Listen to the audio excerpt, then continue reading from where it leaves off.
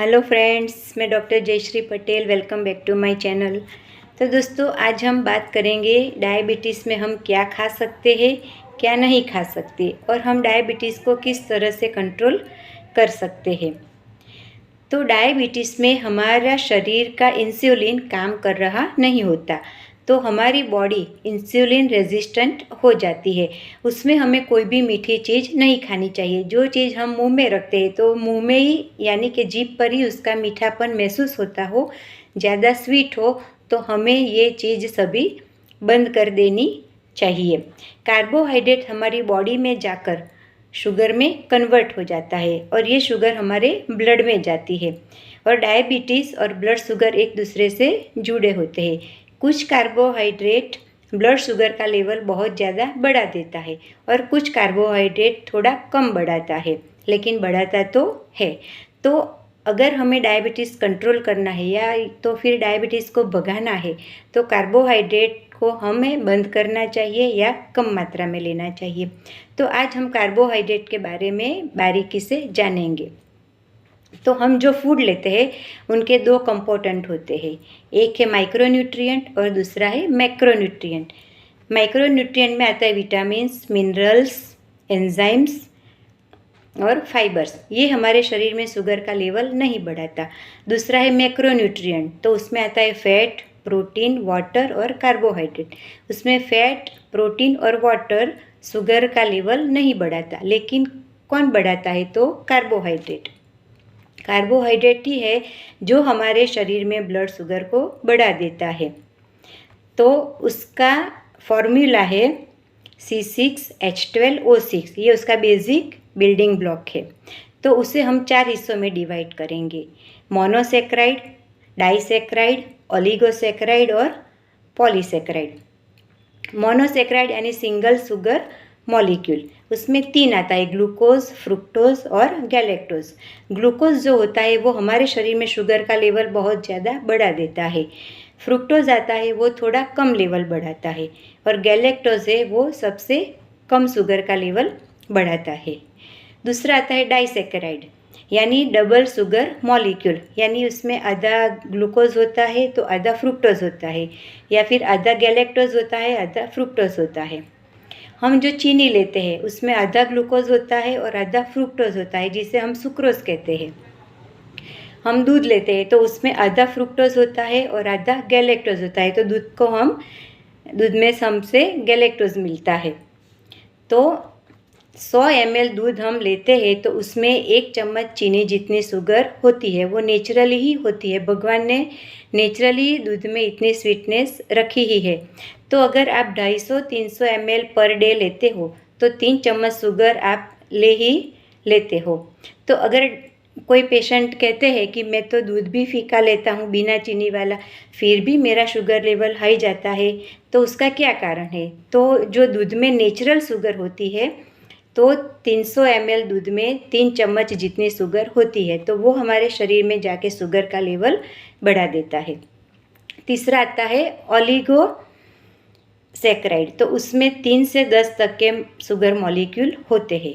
और चौथा है पॉलीसेक्राइड, तो इसमें 11 से ज़्यादा यानी 25, 50, 100 तक के शुगर मॉलिक्यूल होते हैं। तो सिंपल भाषा में हम जानते हैं तो कार्बोहाइड्रेट के 2 प्रकार होते हैं, एक सिंपल कार्ब्स और दूसरा कॉम्प्लेक्स कार्बोहाइड्रेट।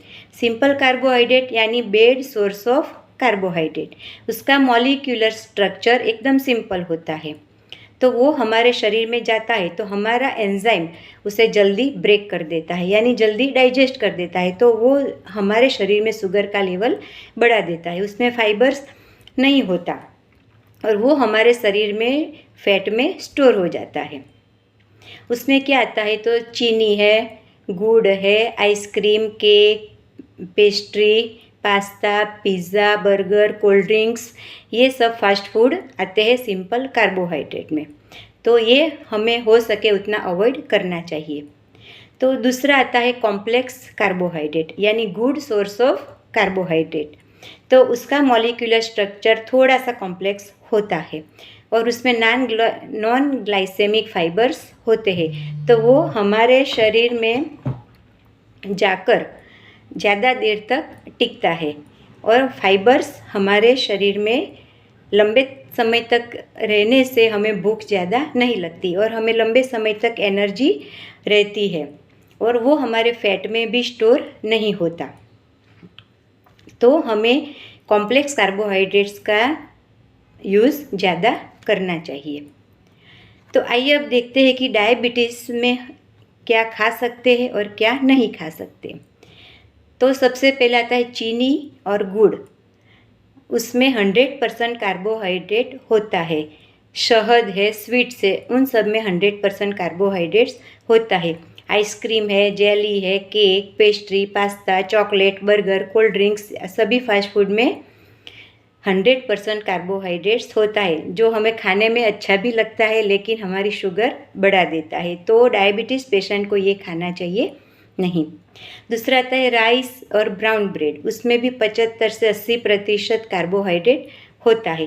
पोहा जो हम लेते हैं वो भी चावल में से बनता है, तो उसमें भी 70% कार्ब्स होते हैं।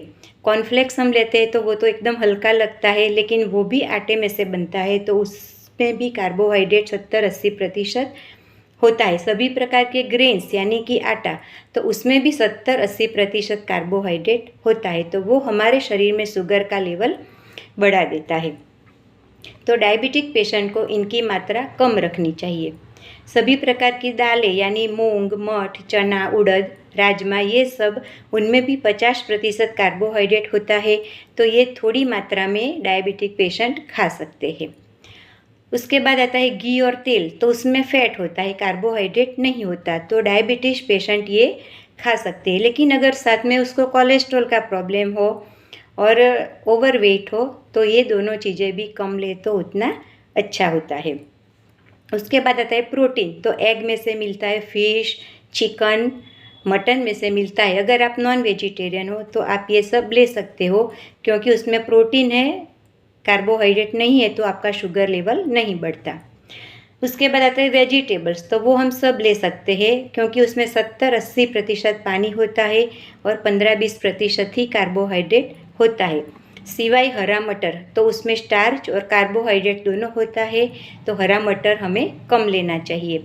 ज़मीन के अंदर जो सब्जी पैदा होती है, जैसे आलू है, शकरकंद है, गाजर है, मूली है, तो उसमें स्टार्च और कार्बोहाइड्रेट होते हैं, तो वो भी डायबिटीज़ पेशेंट को नहीं लेना चाहिए। उसके बाद आते हैं नट्स और सीड्स यानी ड्राई फ्रूट्स, तो उसमें ट्राइग्लिसराइड्स होते हैं। 50% ऑयल होता है, 25% प्रोटीन होता है, 5% फाइबर्स होते हैं, 5% मॉइस्चर होता है और 10-15% ही कार्बोहाइड्रेट होता है, तो वो ड्राई फ्रूट आप ले सकते हो। थोड़ी मात्रा कम रखनी है।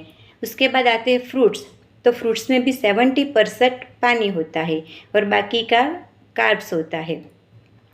जो मीठे फल होते हैं, केला है, चीकू है, आम है, अंगूर है, सीताफल है, तो उसमें सबसे ज़्यादा स्वीटनेस होती है, तो बहुत ही कम मात्रा में आप खा सकते हो। खट्टे फल है, एप्पल है, नाशपाती है, तो वो आप ले सकते हो। जामुन भी आप खा सकते हो। जामुन की जो गुठली आती है उसका पाउडर भी डायबिटीज़ में दवा की तरह ले सकते हो।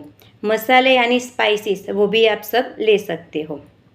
तो शॉर्ट में क्या है, आप वेजिटेबल्स ले सकते हो, घी, तेल, प्रोटीन, नट्स और सीड्स, ये डायबिटीज़ पेशेंट हो तो आप ये ले सकते हो। सभी प्रकार के ग्रेन्स, आटा, शुगर, चीनी, राइस और सभी दालें। अगर शुगर का लेवल बहुत ज़्यादा हो तो ये सब चीज़ें आप नहीं ले सकते। फ्रूट्स, दूध और खजूर बहुत ही कम मात्रा में आप ले सकते हो। तो शॉर्ट में ये सब खाना, आप डायबिटीज़ पेशेंट हो तो क्या खाना चाहिए, क्या नहीं खाना चाहिए, ये अब आपकी समझ में आ गया होगा। तो अब उसे कंट्रोल हम 3 तरीके से कर सकते हैं। तो सबसे पहला आता है एक्सरसाइज, तो हमें हर रोज़ 30 मिनट या 1 घंटा वॉकिंग करना चाहिए, या तो फिर साइकिलिंग कर सकते हो या कोई भी एरोबिक्स कसरत हम 1 घंटा करनी चाहिए। साथ में योगा करना है, प्राणायाम, कपालभाति, अनुलोम विलोम करना है और मंडूकासन। उसमें डायबिटीज़ में बहुत ही फ़ायदा रहता है। मंडूकासन करने से हमारे शरीर में इंसुलिन का लेवल बढ़ जाता है, तो डायबिटीज़ का चांसेस हमें कम होता है। तो दिन में 5 से 10 बार हमें मंडूकासन करना चाहिए। दूसरा आता है मेडिकेशन यानी दवाई।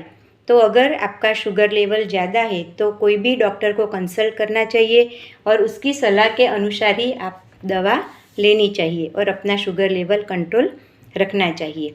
और तीसरा आता है डाइट। तो 60% डाइट डायबिटीज़ में अहम भूमिका निभाता है। आप खाना जो भी खाते हो लेकिन जो कार्बोहाइड्रेट का प्रमाण बंद नहीं करते खाने में, तो आपका शुगर लेवल कभी कम नहीं होगा, क्योंकि कार्बोहाइड्रेट शुगर लेवल बढ़ा देता है। तो खाने में आपको कार्बोहाइड्रेट बंद करना है, अच्छा फैट और प्रोटीन वाला खाना लेना है। आप कितनी भी एक्सरसाइज कर लो, कितनी भी दवाई खा लो, लेकिन अगर आप खाने में कार्बोहाइड्रेट कम नहीं करते तो आपका शुगर लेवल कभी कम नहीं होगा, उसका लेवल बढ़ता ही जाएगा। तो जो सिंपल कार्बोहाइड्रेट हमने समझाया वो आप नहीं लेना चाहिए। हो सके तो कॉम्प्लेक्स कार्बोहाइड्रेट्स आप खाने में ले सकते हो। अगर एनर्जी लेवल आपको कम लगता है तो आप प्रोटीन और अच्छी वाली फैट ले सकते हो। तो दोस्तों, अब आप जान गए हो डायबिटीज़ में क्या खाना चाहिए, क्या नहीं खाना चाहिए। तो कैसा लगा मेरा वीडियो?